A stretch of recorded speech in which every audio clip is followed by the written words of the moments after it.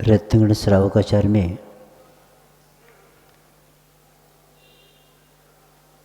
अनंत काल संसार का कारण दुखमय होने का कारण कर्म है और कर्म के निर्जरा हुए बिना आत्मा सुखी नहीं हो सकती। अनंत काल से संसार में परिभ्रमण होने का कारण मिथ्या दर्शन, मिथ्या ज्ञान और मिथ्या चारित्र है। इसको अधर्म कहते हैं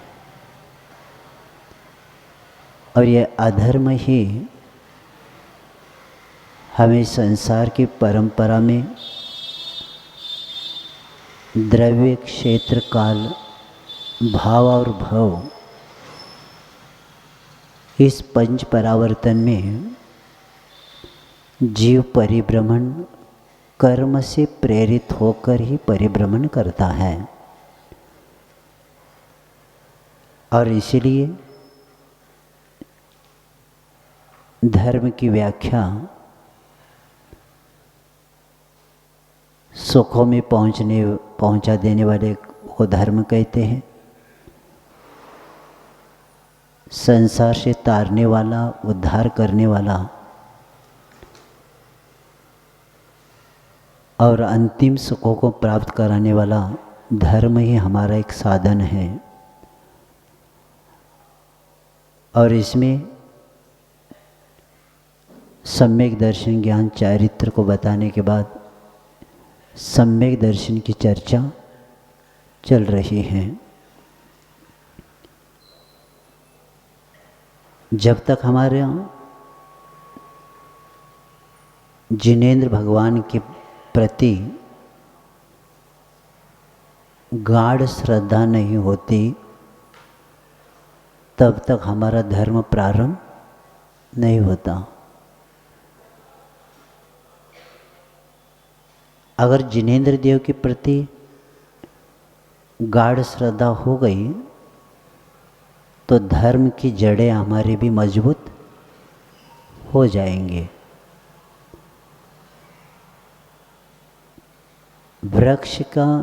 वृक्ष की जड़ें जितने अंदर जाकर अपने अस्तित्व को टिका देते हैं, उसी तरह भगवान के प्रति अगर हमारी गाढ़ श्रद्धा हो जाए तो यह श्रद्धा ही धर्म की जड़ है।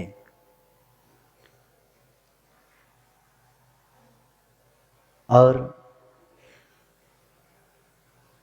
यह जड़ ही हमें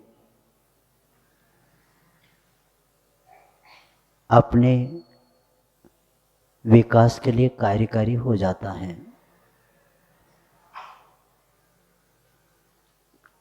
निर्दोष आत्मा यानी वीतराग देव और वे निर्ग्रंथ गुरु और सिद्धांत शास्त्र, इनके प्रति श्रद्धा बनना ही हमारे धर्म की जड़ें मजबूत बनना है।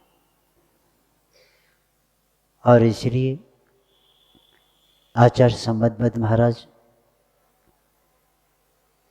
की निर्दोषता का नाम ही प्रभुता है। जहाँ निर्दोषता होती है वही हमारे गुणों के लिए, एक विकास के लिए एक साधन बन जाता है। और जो व्यक्ति ऐसी निर्दोष आत्मा की आराधना करता है, उसकी साधना के अनुसार दोष भी निकल जाते हैं और गुणों की प्राप्ति होती है। जिस तरह शास्त्रों में बताया है कि नवसादर टंकाग्नि वशात स्वर्ण विशुद्धति तथा सत्संग सौहार्दे तपोवीरे महात्मवान।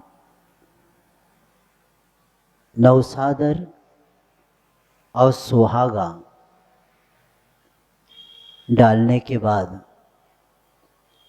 सुवर्ण को अग्नि में अच्छी तरह से तपाने के बाद वह बिल्कुल क्या हो जाता है, शुद्ध हो जाता है। उसी प्रकार देवगुरु शास्त्र की संगति प्राप्त होने के बाद मन पुनीत बन जाता है, पवित्र बन जाता है।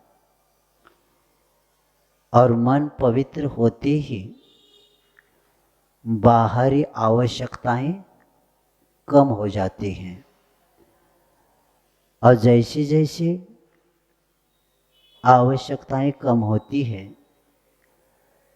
वैसे वैसे व्यक्ति ऊपर उठता है और तपस्या के द्वारा आत्मा को रत्नात्रय के द्वारा निर्दोष बना देता है। और वे 18 दोष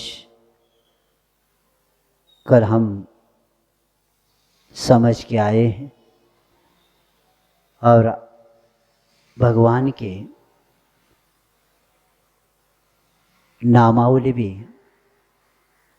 बताए थे।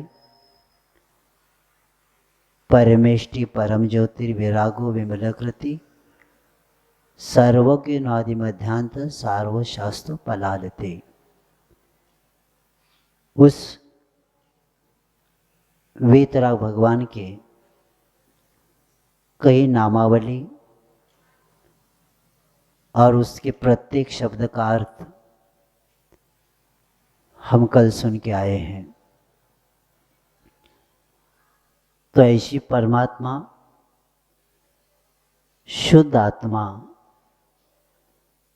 स्वरूप का लाभ करता है, इसीलिए उनको हम जिन कहते हैं। जब तक स्वरूप की प्राप्ति नहीं होती,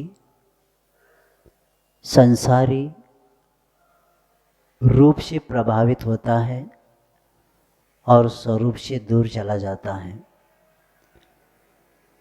रूप पुद्गल के साथ होता है और स्वरूप आत्मा के साथ होता है। परमात्मा अपने स्वरूप को प्राप्त करने के कारण स्व की खोज करने वाला ही व्यक्ति स्वरूप को प्राप्त कर सकता है, और वही व्यक्ति परमात्मा बन सकता है। हमने अभी तक स्व की खोज नहीं कर पाए, पर पदार्थ से प्रभावित होने के कारण हमारा परिचय, हमारे आकांक्षाएं, हमारा जीवन का लक्ष्य जड़ पदार्थ के द्वारा ही सुख प्राप्त करने का लक्ष्य बना है। और इस भौतिक चकाचौंध में उस पर पदार्थ में सुख ढूंढने का लक्ष्य बनाने के कारण हम दिनों दिन धर्म, सुख, शांति, आध्यात्म से दूर होते जा रहे हैं। और इसलिए आचार्य कहते हैं कि कल्याण सिर्फ वीतरागता से ही हो सकता है। और इसलिए जैन होने का अर्थ है वीतरागता में विश्वास। और ऐसे भगवान के ऊपर हमारी श्रद्धा बने, विश्वास हो जाए तो हम आगे का यात्रा कर सकते हैं। जैसे बादल से सूर्य ढका है और जैसे राख से आग ढकी रहती है, वैसे ही संसारी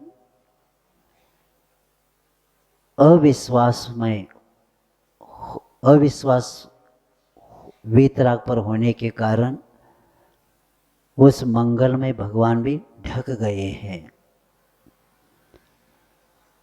अगर विश्वास होता तो जैसे राख और बादल के द्वारा ढका जाता है, उसी तरह अविश्वास के कारण ही मंगल में भगवान भी ढक गए हैं।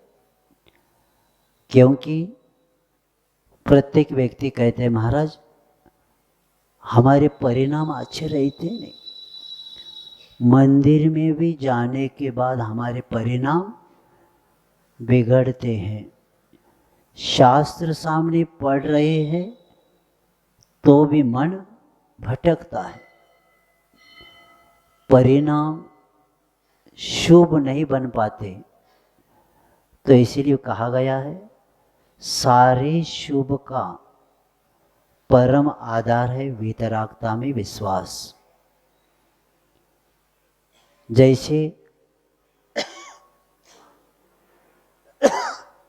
शुभ विचार, शुभ संकल्प, शुभ गुण और शुभ भाव, ये भगवान के विश्वास से ही उदय में आते हैं और उसी के कारण वह टिकते हैं।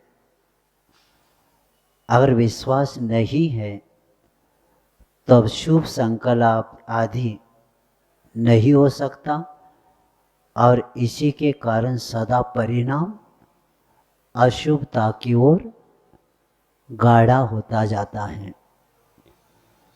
जितने हम नेगेटिव वस्तु को देखेंगे, सुनेंगे, सोचेंगे, उतने अपने परिणाम अशुभ बनते जाते हैं।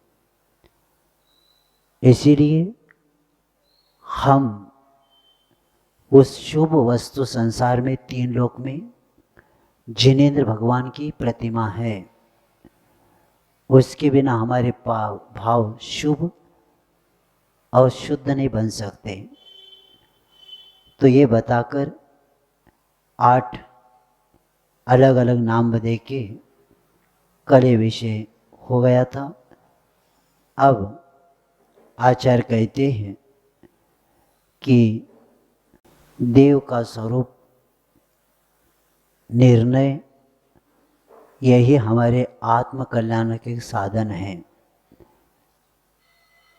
और ऐसे 18 दोषों से रहित भगवान के और जो भगवान बताए गए हैं, सिर्फ जैन धर्म में नहीं बताया, प्रत्येक धर्म में भी इसका उल्लेख आया है।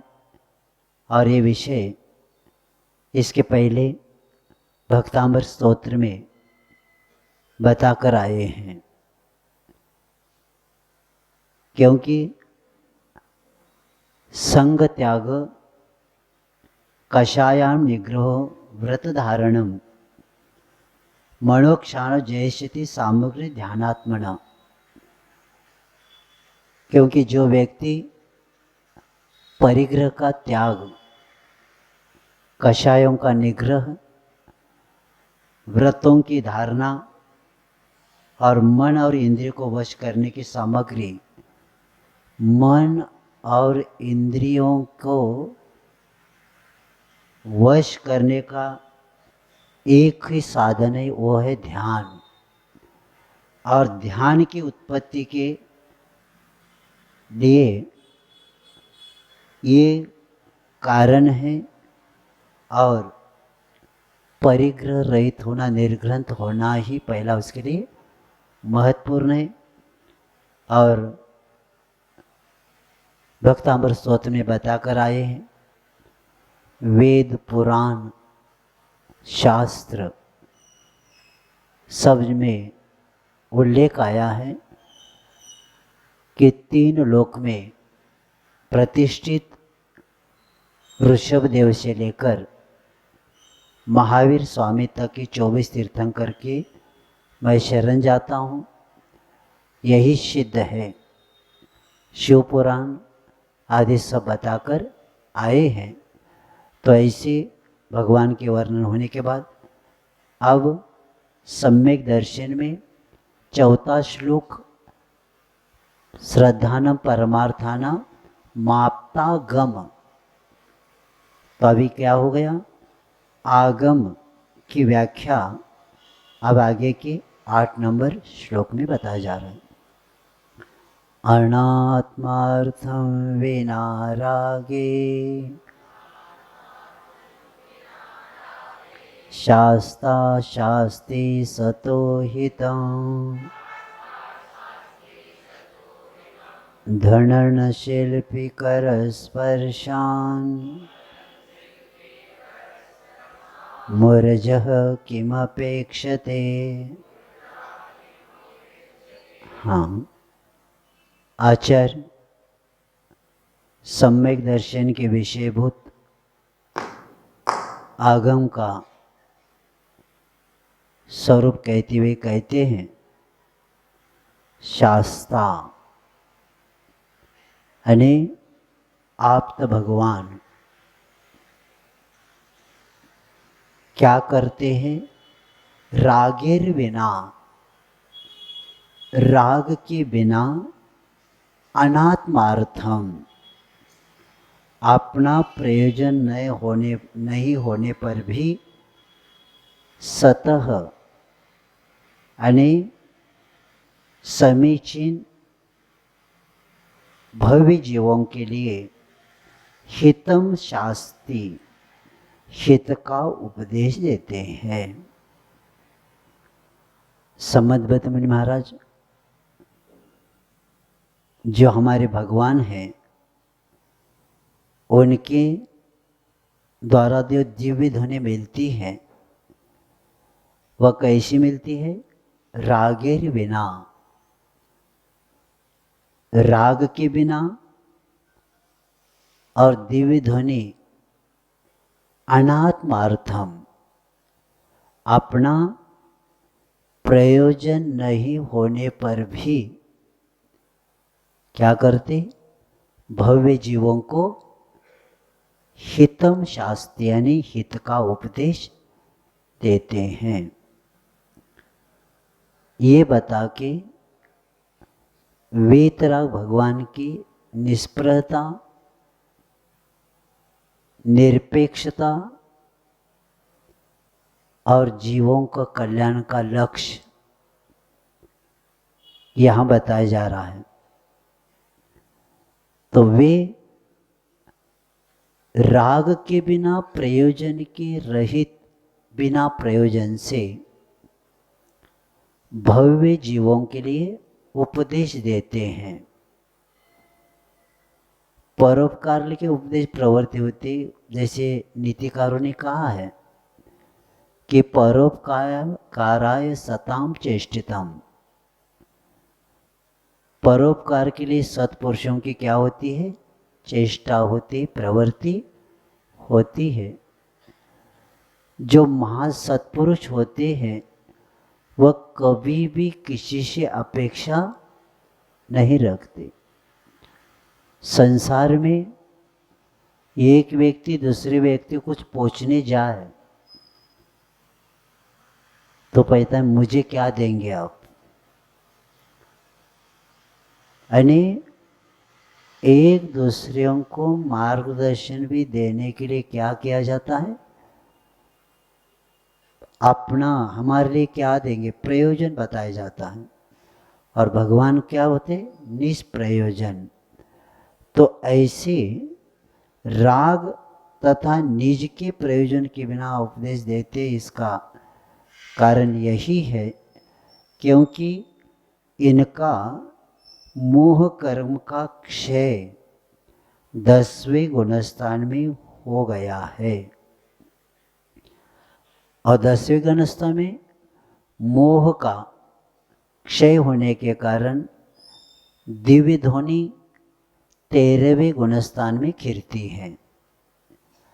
और इसलिए ये दो शब्द दे के आचार्य महाराज कहते हैं कि दिव्य ध्वनि में राग तथा प्रयोजन का कुछ भी अपेक्षा नहीं है।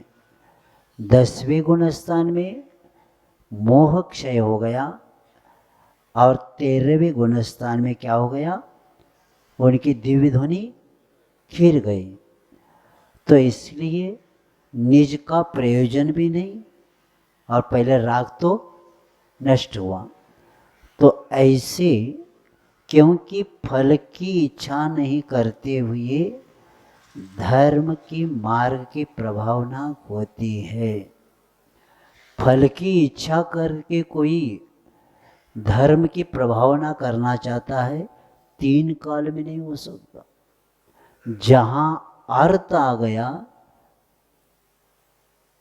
परमार्थ का लक्ष्य बनाया और बीच में कौन आ गया, अर्थ आ गया, तो अनर्थ हो गया, चला गया। और इसी के कारण आत्मा पतन को प्राप्त कर लेता है।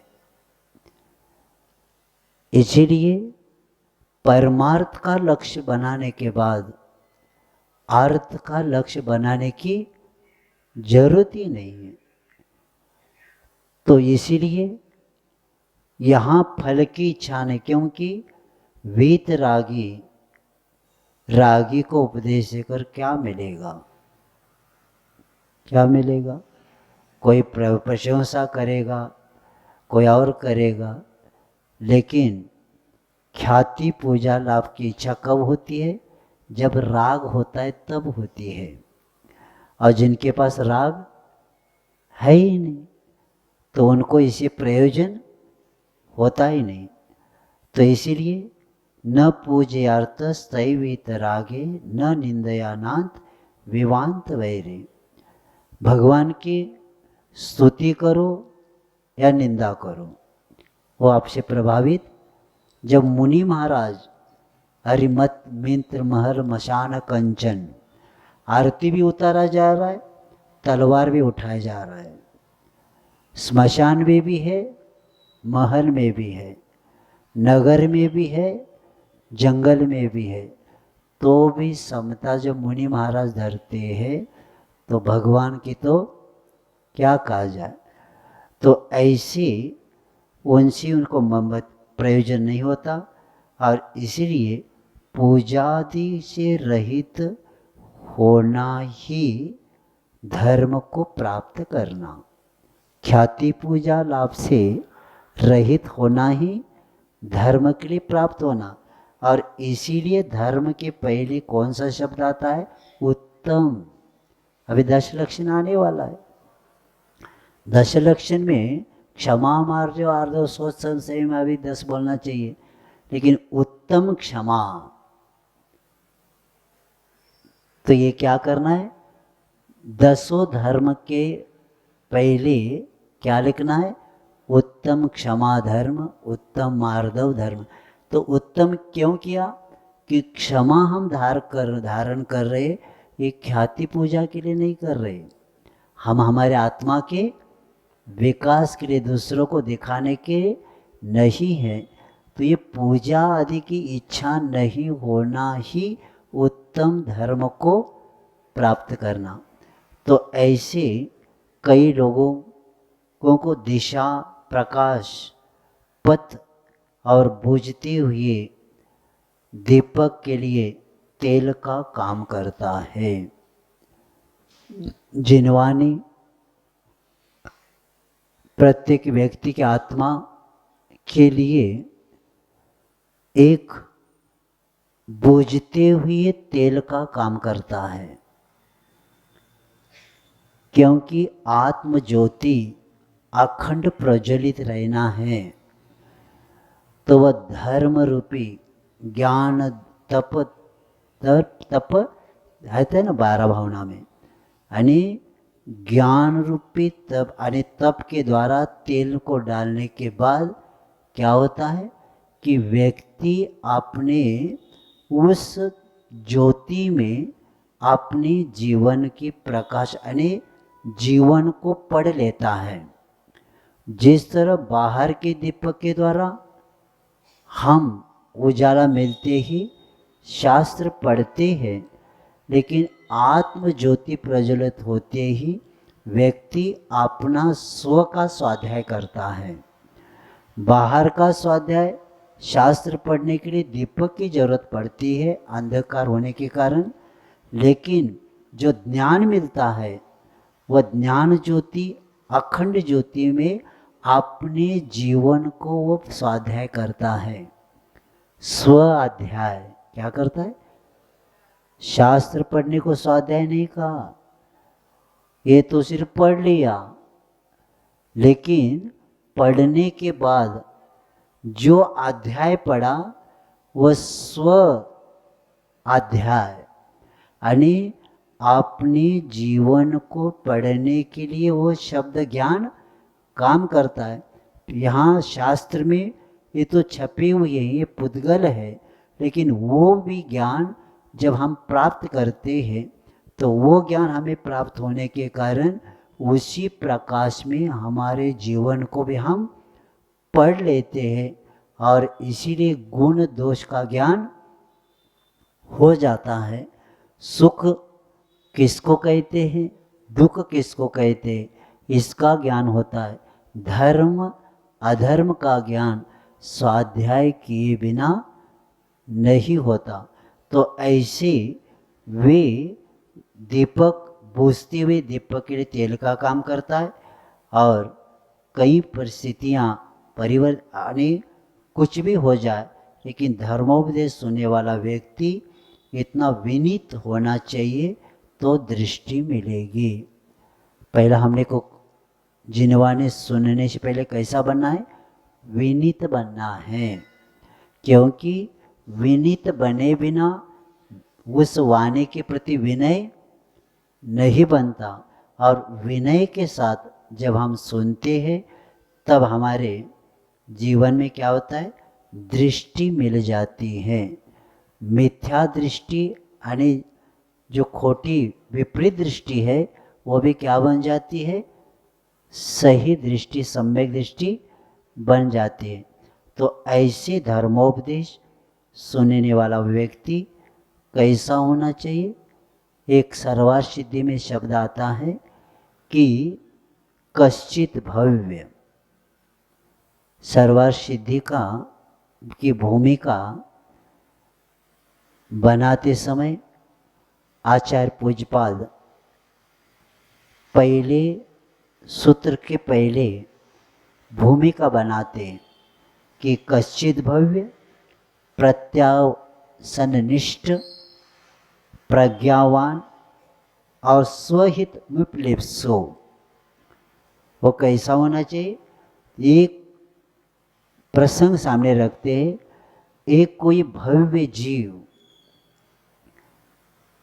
जो निकट भव्य है, ऐसा वह प्रज्ञावान व्यक्ति स्वहित मुपलिप्सो यानी आत्म कल्याण की आत्महित की लालसा लेके वह व्यक्ति वहाँ पहुँचा है, उस उपवन में जहाँ मुनि महाराज बिना बोले, मुनि महाराज क्या करे?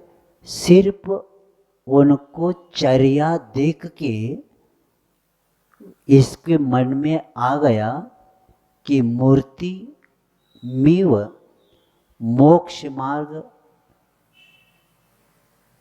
मार्ग वाग विसर्ग वपुषा निरूपयन्तः। तो उनको शरीर के द्वारा उन्होंने जान लिया कि यही सत्य मार्ग होगा। मुनि महाराज उपदेश नहीं दिए। महाराज का उठना बैठना, कोई सामायिक करे कोई स्वाध्याय करे, ये देख के एक भव्य जीव को लगा कि उनके शरीर के द्वारा उनको ज्ञान हुआ कि सत्य यही है। तो वे व्यक्ति पूछता है कि वहाँ जाके कि भगवान किम खलो आत्मान हितम साधेति।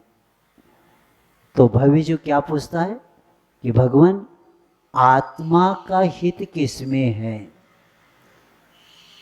प्रश्न बहुत छोटा सा है, आत्मा का हित किसमें है। और आचार्य एक ही उत्तर देते, स अह मोक्ष इति। आत्मा का हित किसमें है, मोक्ष में है। और वहाँ से सर्वार्थ सिद्धि का पहला सूत्र सम्यक दर्शन ज्ञान चारित्राणि। तो पूछता है मोक्ष आपने बताया, आत्मा का हित मोक्ष में है, लेकिन मोक्ष कैसे प्राप्त करना और कौन से मार्ग, मंजिल का बताया, मार्ग भी बताया आपने, लेकिन कैसे, किसके द्वारा बनता है मार्ग। तो आचार्य कहते सम्यक दर्शन ज्ञान चारित्राणि मोक्ष मार्ग। सम्यक दर्शन, सम्यक ज्ञान और सम्यक चारित्र की एकता ही मोक्ष मार्ग है। और ये हमारे जैन दर्शन की रीढ़ है। ये सूत्र क्या है, जैन धर्म का रीढ़ है। इसी के ऊपर पूरा हमारा जिनागम इसी के ऊपर है। और ये बता के मुनि उमा स्वामी महाराज जी ने मोक्ष मार्ग शब्द दिया। प्रश्न किया गया, भगवान सम्यक दर्शन ज्ञान चारित्राणि, ये बहुवचन है। ये बहुवचन होने के बाद मोक्ष मार्गा होना चाहिए। तो आचार्य कहते हैं मार्ग ही ठीक है। मार्गा लिखेंगे तो सम्यक दर्शन, सम्यक ज्ञान, सम्यक चारित्र, ये 3 मार्ग बनेंगे। क्या बनेंगे, ये कितने मार्ग बनेंगे, 3। और 3 मार्ग से जाकर मंजिल की प्राप्ति नहीं होती। तो इसीलिए क्या कहा, मोक्ष मार्ग एक वचन दिया। इसका अर्थ ये तीनों की एकता का नाम ही मार्ग है। सम्यक दर्शन, सम्यक ज्ञान, सम्यक चारित्र। तो ये बता के हमें वह महान सूत्र हमें मिला कि संसार में उन्मार्ग पर भटकने वालों के लिए सन्मार्ग कौन सा है, तो वही सम्यक दर्शन ज्ञान चारित्राणि मोक्ष मार्ग है। और मिथ्या दर्शन, मिथ्या ज्ञान, मिथ्या चारित्र, ये मोह का मार्ग है। कौन सा मार्ग, वहाँ क्ष है यहाँ ह है, शब्द तो वही है। वो मिथ्या दर्शन आदि मोह का मार्ग है, संसार का मार्ग है। और ये सम्यक दर्शन आदि मोक्ष का मार्ग है, यही मुक्ति का मार्ग है। ये बता के तो आचार्य कहते हैं ऐसी आत्म कल्याण की तीव्र लालसा होना चाहिए। आत्म कल्याण के लक्ष्य में ही आनंद आ सकता है। जब तक आत्म कल्याण का लक्ष्य नहीं बनाएंगे आप लोग, तब तक आपको दुख ही दुख, संकल्प और विकल्प में संसार खड़ा है। और इसी के कारण दुखों को प्राप्त करता रहता है। तो इसीलिए आचार्य कहते हैं कि जब तक आत्म कल्याण का लक्ष्य नहीं बनता, तब तक आनंद नहीं आता।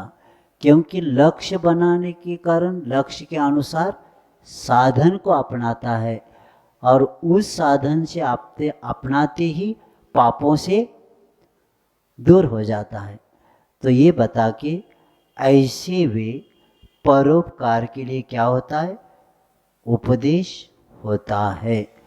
और वे परोपकार कैसे करते हैं, राग के बिना, खुद का प्रयोजन के बिना उपदेश देते हैं, इसके लिए एक दृष्टांत देते हैं। दूसरे लाइन में बहुत अच्छा दृष्टांत है, ध्वनन शिल्पी कर स्पर्शान मूर्झ किमपेक्षते। ये शब्द इतना महत्वपूर्ण है। तो आचार्य कहते हैं कि भगवान राग के बिना और निज का प्रयोजन नहीं होते हुए उपदेश देते हैं, यह हमें समझ में नहीं आ रहा है। तो एक दृष्टांत के द्वारा बताते कि बजाने वाले के हाथ के स्पर्श से मृदंग क्या करता है, मधुर आवाज करता है। यानी मधुर मृदंग आवाज करने के बाद भी किम अपेक्षते, क्या अपेक्षा रखता है, मृदंग अपेक्षा रखता है मैंने बहुत मधुर आवाज दे दिया, अब हमें भी कुछ दे दो, नहीं। यानी मृदंग पर हाथ रखते ही मृदंग मधुर आवाज करता है, उसी तरह भव्य जीव आते ही भगवान की वाणी शुरू होती है बिना प्रयोजन। बस लक्ष्य क्या है, परोपकार। और संसार में सबसे बड़ा धर्म कोई है तो परोपकार ही है।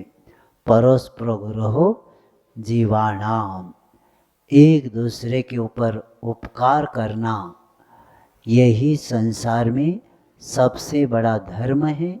क्योंकि ये कौन कर सकता है, निस्वार्थ व्यक्ति कर सकता है। स्वार्थी व्यक्ति कभी भी परोपकार नहीं कर सकता, क्योंकि स्वार्थी के प्रत्येक लक्ष्य ध्येय में स्वार्थ होने के कारण हर जगह वह अपेक्षा रखता है, परोपकार नहीं रखता। गाय दूध देती है, अपेक्षा नहीं रखती। नदी बहती है, अपेक्षा नहीं रखती। वृक्ष फल देता है, अपेक्षा नहीं रखता। उसी तरह महान पुरुष कभी भी अपनी प्रवृत्ति के द्वारा अपेक्षा नहीं रखते, बस परोपकार दूसरे के जीवों के कल्याण का लक्ष्य बनाते। और इसीलिए मृदंग का उदाहरण देके आचार्य कहते हैं, इस मृदंग चाहता नहीं, तात्पर्य यही है कि जिस प्रकार मृदंग परोपकार के लिए ही नाना प्रकार का शब्द करता है, उसी प्रकार आप तो भगवान भी परोपकार के लिए ही दिव्य ध्वनि के द्वारा क्या करते हैं, उपदेश देते हैं। और इसी के कारण यहाँ जो शब्द आया है आप तो पज्ञ, ये आपके द्वारा उपदेश यानी अनात्मार्थन यानी बिना प्रयोजन, ये शब्द इसमें महत्वपूर्ण है। और इसी बात को लेके अब आगे कहते हैं कि भगवान की वाणी जो मिल गई, लेकिन वह शास्त्र कैसा होता है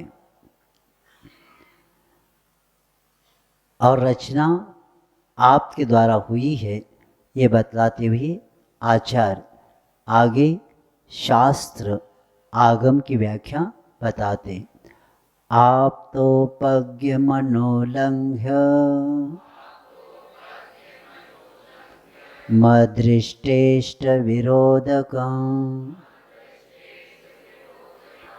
तत्वोपदेश कृत सार्वं शास्त्रं का पत्तघट्टणं। आचार्य कहते हैं तत् यानी वह शास्त्र, आप तो पज्ञ, सर्वप्रथम किसने जाना?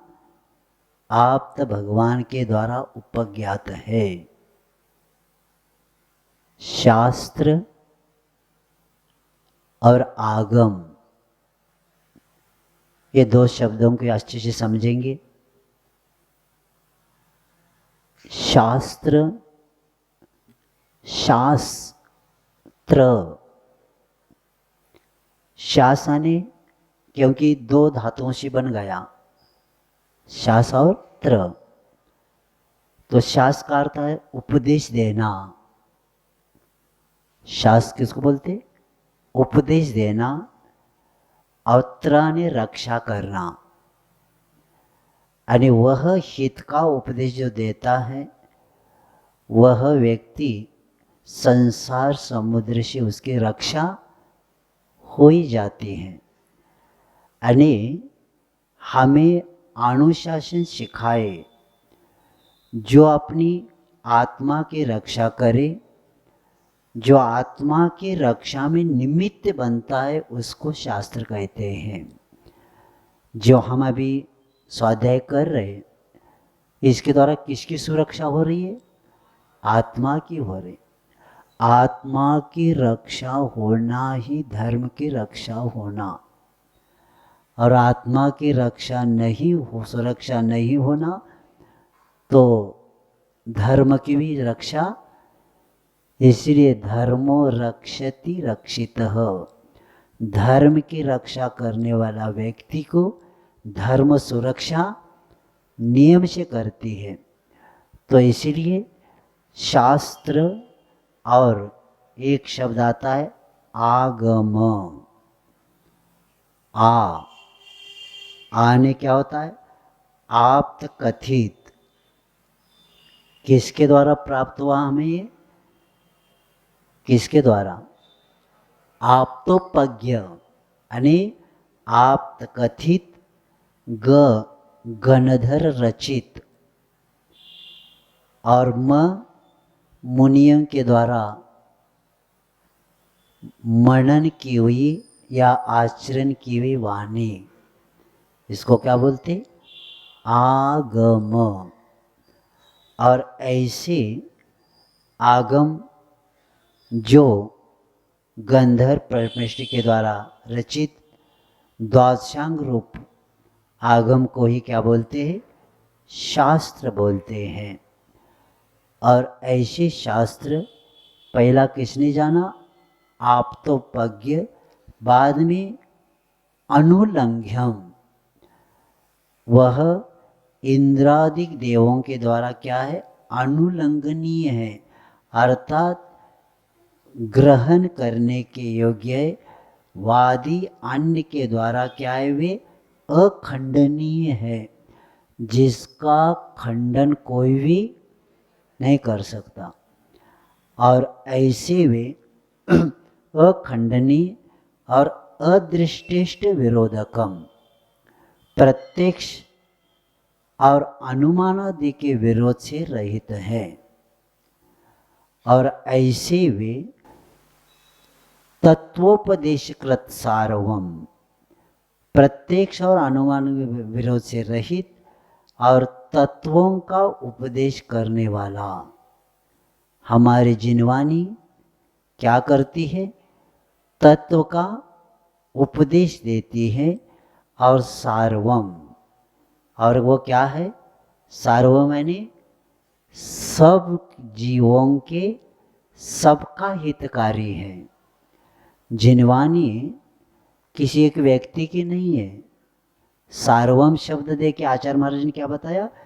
सर्व, सार्व यानी सबका हितकारी है और कापत्त घट्टणम,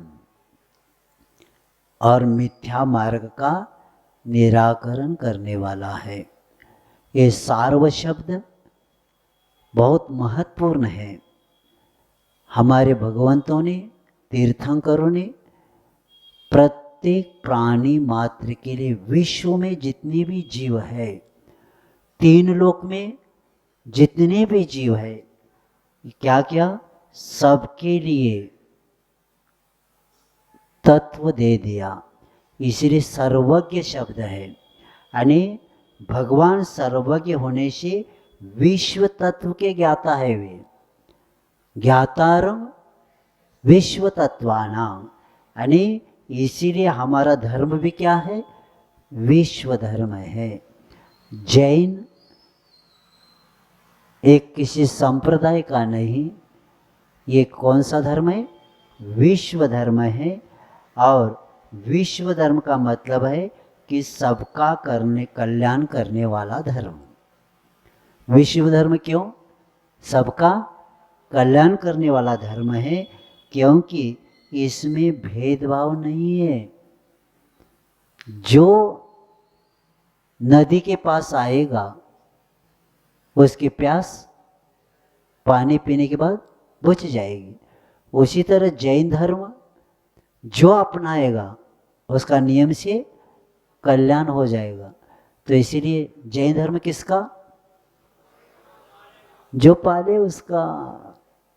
लोग क्या कहते जैन धर्म किसका? मैं कई लोगों को पूछता हूँ जानबूझ के, क्या कहते? वो कहते हैं हमारा। जैन धर्म किसका? वो कहता है जैन कुंड वाला हमारा। कहते नहीं, जैन धर्म किसका? जो पाले उसका। जैन कुल में जब होकर पाल नहीं रहे तो धर्म उसका है क्या? है ही नहीं। तो ये विश्व धर्म इसलिए है कि जो इस धर्म को अपनाता है, तिर्यंच भी अपनाता है, एक मातंग भी अपनाता है अहिंसा धर्म को। आगे कहानी आएगी। ये यानी पशु पक्षी भी जिस धर्म को इसको अपनाए तो उन्होंने अपना आत्मा का कल्याण करके लिया। तो ऐसे उस तत्व को बताने वाले से सार्व शब्द दिया है। तो आपके द्वारा कहा गया जो 6 विशेषताओं से है। कितने विशेषताएं होंगी? 6 हो गई। पहला क्या बताया? आपके द्वारा कहा गया।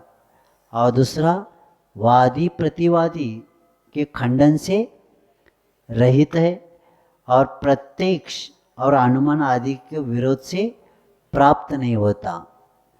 और चौथा वस्तु के यथार्थ स्वरूप का प्रतिपादक है। वस्तु का जो स्वरूप है उसका क्या करता है? यथार्थ प्रतिपादन करता है और सब जीवों का कल्याण करने वाला है और मिथ्या मार्ग का खंडन करने वाला है। बहुत 6 लक्षण दे के आचार्य महाराज समदबद्ध महाराज जी ने प्रत्येक व्यक्ति को बताया है कि संसार में अगर जो हमें ज्ञान मिला है ऐसे उस परमात्मा से मिले हैं कि जिन्होंने शास्त्र की प्रामाणिकता वक्ता की प्रामाणिकता पर निर्भर रहती है। शास्त्र की प्रामाणिकता किस पर? वक्ता की प्रामाणिकता पर होती है। इसलिए समदबद्ध महाराज ने क्या किया? आप तो पज्ञ, मैं जो बता रहा हूँ, जो ये शास्त्र किसके द्वारा उपज्ञात है? कि आपके द्वारा। आप तो कैसे है?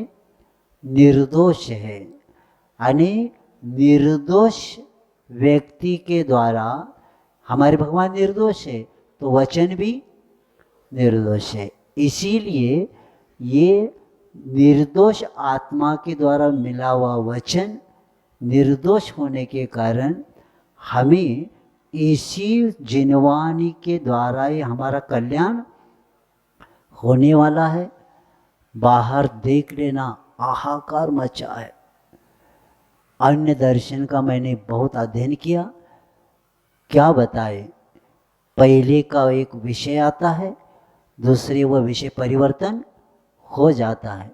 मंगलाचरण में बताया है ये दया का चिराग जलाया जा रहा है। कुरान का प्रारंभ का वह मैं भूल रहा हूँ। मैं दया का चिराग जला रहा हूँ, ऐसा शब्द आया। तो दीपक लगाया तो उजाला हो गया। तो इसका मतलब है पूरे शास्त्र में दया का विषय आना चाहिए, लेकिन आगे बलि की बात आती है तो ये क्या हो गया, खंडन हो गया। दया को चिराग जलाया और वहाँ क्या किया, मांसाहार की बात हो, ये कहा, वो खंडन हो गया। अनुमान यहाँ आता है ना, प्रतिवादी के खंडन से रहित, तो हम खंडन कर सकते। जब आपने दया को धर्म का और अदया का काम करने लगे, जैसे अन्य कई शास्त्र है कि अहिंसा ही धर्म है ऐसा बताया, और आगे जाकर यज्ञ में बलि दे दो, आपका राज्य चलेगा, आपकी इच्छा पूर्ण हो जाएगी। इसका मतलब क्या, इधर तो पता है अहिंसा बताया और उधर हिंसा की बात किया। और एक जगह भरत चक्रवर्ती की बात किया है, चरम शरीरी भरत चक्रवर्ती थे, भागवत में आता है। तीसरे चौथे में चरम शरीर बताया, और चरम शरीर कहाँ जाता है, मोक्ष को जाता है। और छठवें सातवें अध्याय में उसी भरत को, चक्रवर्ती को, एक किसी हिरनी के बच्चे से बहुत लगाव हो गया और उसमें उनका मरण हो गया और वो हिरण बन गए। कौन, भरत चक्रवर्ती। तो पहला क्या बताए, चरम शरीरी, और बाद में कहाँ भेजा, 3 इंच में भेजा। तो इसको क्या बोलते, खंडनीय। हम खंडन कर सकते, पहला शब्द ऐसा है और बाद में ऐसा है, लेकिन जैन धर्म का एक भी शब्द खंडन नहीं कर सकते, और प्रत्यक्ष और अनुमान के विरोध को प्राप्त नहीं होता। प्रत्यक्ष और ज्ञान सागर महाराज ने एक उदाहरण दिया, प्रत्यक्ष और अनुमान के द्वारा ज्ञान सागर महाराज ने एक उदाहरण बताया कि एक मित्र का खत पहुंच गया और उन्होंने खोला और उसमें लिखा था कि तुम्हारी पत्नी विधवा हो गई। वो रोने लगा, तो लोगों ने पूछा क्या हुआ, अभी अभी लेटर आया। क्या आया, तुम्हारी पत्नी विधवा हो गई। तो उन्होंने कहा, अरे भैया अनुमान तो लगाओ, प्रत्यक्ष तो देख लो। जब आप जिंदा है तो आपकी पत्नी विधवा बनेगी क्या। इसको बोलते प्रत्यक्ष और अनुमान, यानी आदि के विरोध को प्राप्त न हो, और ऐसे वस्तु का यथार्थ स्वरूप, जो जैसा स्वरूप है उसी के अनुसार उसका क्या होना चाहिए, प्रतिपादन होना चाहिए। क्योंकि जीव क्या किया, संसारी है। अब कई लोग जीव की उत्पत्ति मानते हैं, कई लोग क्या मानते, वर्तमान जीवन हो गया, चला गया, दीपक प्रदीप निर्वाणवत, दीपक बुझ गया, समाप्त हो गया, उसी तरह व्यक्ति मर गया, निर्वाण को प्राप्त किया, बस। इसीलिए कई समाज में निर्वाण लिखते हैं, कई समाज में क्या लिखते, व्यक्ति मर गया तो निर्वाण की प्राप्ति हो गई, क्योंकि निर्वाण की व्याख्या मृत्यु के साथ नहीं लगती, वो तो अंतिम मृत्यु को ही निर्वाण शब्द आता है। मृत्यु का मृत्यु होना ही निर्वाण है, लेकिन ये मृत्यु के बाद और उनको जन्म लेना है तो उसको भी निर्वाण लिखते हैं। कई पंचभूतों से निर्माण होने लगे, कहीं कहीं अन्य साहित्य आता है कि 5 भूतों के द्वारा किसी ऋषि का निर्माण हो गया। कहाँ हो जाएगा, पंचभूत हम एक बर्तन में रखेंगे और उसको अग्नि दे देंगे, होगा क्या उसमें, कहाँ से कहाँ। तो इसीलिए खंडन इतना कर सकते, इसीलिए जैन दर्शन के सामने कोई भी टिक नहीं पाता। जीव है क्या नहीं, कहाँ से आया। और कई लोगों का कहना खाओ पियो, मौज मनाओ, कल किसने देखा, पुनरागम कुत, आणि जन्म होने वाला क्या गॅरंटी आहे, आणि घृतम कृत्वा, आणि कर्जा लेके घी खरीदी करना और पीते जाना, और कर्जा कौन देगा, बाद में कोई देगा, क्या करना है, खाओ पियो मजा करो, कल किसने देखा है। इसीलिए पाप करते जाओ, मौज मजा करो, क्योंकि जीवन मिला है इसलिए तो मिला है। और कई लोग कहते इतनी जल्दी धर्म कर रहे लोग, कई बच्चियां कई बच्चे रात्रि भोजन त्याग करे तो 50-60 साल की कोई दादी कहती है, अरे इतनी जल्दी, हमने तो अभी शुरू बंद किया रात्रि भोजन त्याग, और इतनी कम उम्र में। धर्म करने के लिए उम्र का संबंध नहीं है। जब ज्ञान हो गया, जब जागे तब सवेरा। रविवार का प्रवचन सोच रहा हूँ यही करो क्या, हाँ रविवार का विषय कल बताएंगे। तो इसीलिए ज्ञान धर्म करने के लिए उम्र की आवश्यकता नहीं, क्योंकि ऐसा नहीं कि कम उम्र वालों को छूट है, छोटा बच्चा है उसके लिए छूट है, बड़े लोगों के लिए कर्म का बंध होता है, ऐसा नहीं। जीव है तो कर्म का प्रत्येक एकेंद्रीय से लेकर पंचेंद्रीय तक एक क्षण ऐसा नहीं कि कर्म का बंध नहीं होता। इसीलिए ऐसा नहीं कहना अभी थोड़ा उम्र, थोड़ा काम होने दो, बाद में धर्म शुरू करेंगे।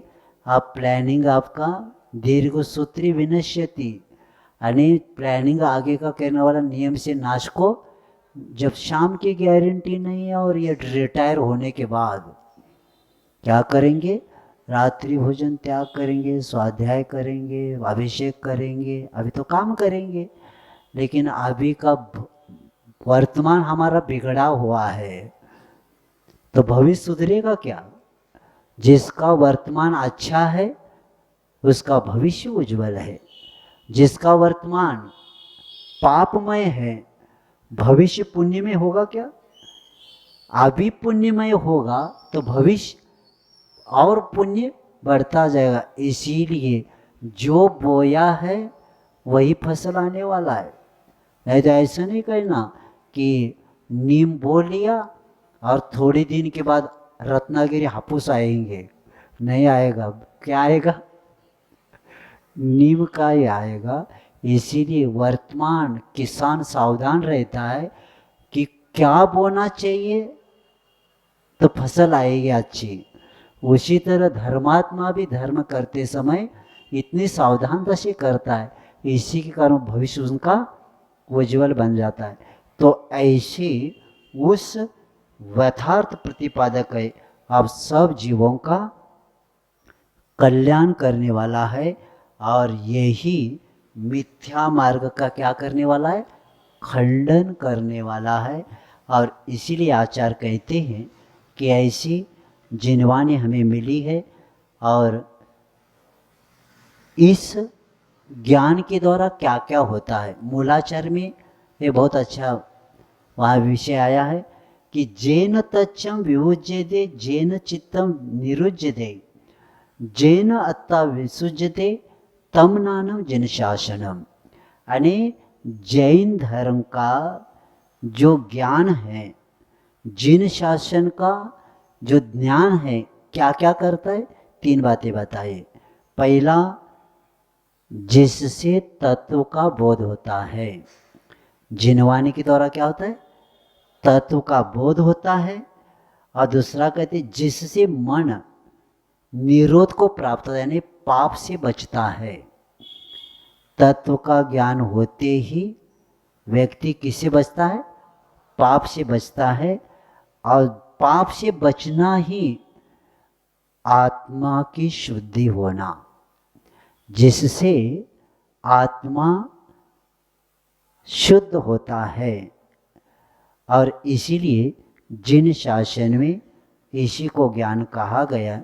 और ऐसे ज्ञान इस जिनवाणी के द्वारा हमें प्राप्त होता है, क्योंकि शास्त्र का पहला विशेषण दे के, आप तो पगे दे के वीतराग सर्व के द्वारा उपज्ञात माना और उनके वचन सर्वमान्य होने से अनुल्लंघनीय है और प्रत्यक्ष और विरोध से बाधा से रहित होते हैं और तत्वों का यथार्थ उपदेश देता है और ऐसे प्राणी मात्र का कल्याण करने वाला ये शब्द देके संसार से प्रचलित जो मिथ्या मार्ग है उसका क्या होता है, पूरा खंडन कर देता है। कई कई को चर्चा करने के बाद चुप हो जाते, क्योंकि जैसे हमारे यहाँ 53 क्रिया बताया, जैन दर्शन में 53 क्रिया जिनसे महाराज जी ने गर्भ से लेकर निर्वाण तक, और अन्य दर्शन में 16 क्रिया बताया। जैन दर्शन में 53 क्रियाएं गर्भ से लेकर निर्वाण तक जीव की यात्रा के संस्कार बताए, और अन्य दर्शन में 16 बताए, जन्म से लेकर स्मशान तक। जन्म से लेकर स्मशान तक, इसका अर्थ ये है मोक्ष का विषय है, क्योंकि गर्भ की भी चर्चा नहीं और मोक्ष तप ज्ञान की चर्चा भी नहीं है, स्मशान तक जाने का। और हमारे यहाँ स्मशान की बात नहीं, हमारे सिद्धालय की निर्वाण, गर्भ से लेके कहाँ सिद्धालय की बात किया है। और अन्य दर्शन में जन्म, गर्भ नहीं, जन्म लेने के बाद जितनी साल जिएगा और कहाँ जाएगा, स्मशान, शमशान तक रास्ता है। इसीलिए कहा जाता है जैन धर्म मार्ग और मंजिल की दोनों की चर्चा करता है, और इसी के द्वारा उन्होंने और ऐसी जिनवानी को पढ़ना चाहिए। और कई लोग कहते महाराज क्या करूं, जब हम शास्त्र सुनने लग जाते हैं, सो रहे क्या, नहीं ना महाराज, जब शास्त्र सुनने लगते तुरंत हमें क्या आती है, बहुत अच्छे। और कई कई लोग थे सुनते, कहीं हाथ में शास्त्र लेते ही क्या होता है, तो हमने पूछा गिनते समय नहीं आता, बहुत शानी है वो। कौन, नींद आपकी, नोट गिनते समय नींद नहीं आती, लेकिन शास्त्र लेते ही आती है। क्यों आती है मैं बताता हूँ। एक दोहा आता है कि सर्प डसे तो जानिए, सर्प डसे तो जानिए, रुचि से नीम चबाए, और कर्म डसे तो जानिए, जिनवानी न सुहाए। यानी जिसको सर्प काटता है ना, तो विष चढ़ गया कि नहीं देखने के लिए क्या करते, नीम की पत्ती देते कड़वी, और जब वो नीम खाने लगता है तो और मांगता है, तो समझ लेना विष, यानी कड़वी वो पत्ती भी उसको मीठी लगने लगती है, होता है और दे दो। इसका मतलब है सामने वाला वैद्य जान लेता है कि विष चढ़ गया है। उसी तरह कर्म डसे तो जानिए, हाँ, जिसको ज़्यादा कर्म का बंद हुआ है वो कहता है सुनना नहीं, सुनेंगे तो गुनाह छोड़ना पड़ेगा, अब सो जाओ, क्या करो, बस। जिनवा ने नहीं सुना, ये सुनने के लिए बहुत पुण्य चाहिए, अपने पास है ही नहीं, अपना तो वही अच्छा है, निर्विकल्प। क्या हो जाओ, क्या करना सुन के भी विकल्प, ये गुणस्थान ये वो, ये क्या करना है, निर्विकल्प हो जाओ, अच्छे से सो जाओ। तो ये जिनवानी सुन नहीं सकता। और ये भी याद रखना, मूलाचार्य में आया है कि जो व्यक्ति जिनवानी श्रद्धा के साथ पढ़ता है विनय के साथ स्वाध्याय करता है, उनके लिए बताया है, श्रुतम विनयोधितम प्रमादादपि विस्मृतम प्रत्यो प्रतिष्ठेन न्यूतम मावयति केवलम। विनय पूर्वक स्वाध्याय किए जाने पर प्रमाद के कारण, विनय से हमने पढ़ा सुना और प्रमाद के कारण क्या हुआ, विस्मृत हो गया। विस्मृत में चले जाने पर भी भवांतर में नियम से वो प्राप्त होते हैं।